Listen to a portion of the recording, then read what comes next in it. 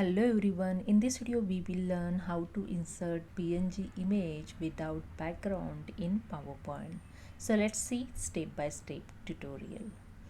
Go to the insert tab and click on the picture, click on this PC and select here the PNG picture. So you can see the file type PNG file is showing here. I select here the pictures and click on insert. The colorful flower is inserted. Okay. Now just click on this picture and go to the picture format tab and click on the remove background and click on the keep changes, and that's it. You can see the background is removed.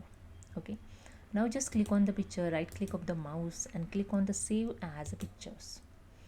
Now you can save this picture in PNG also, and I just save this and I just click on the third slides. Okay, and go to the insert tab, click on the picture, click on this PC and I select this without background pictures and click on the insert, and that's it.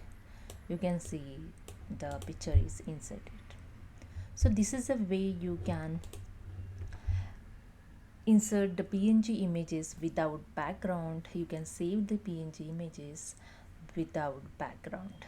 Okay, in PowerPoint. So hope you understand. If you like this video, please subscribe my channel. Thank you so much.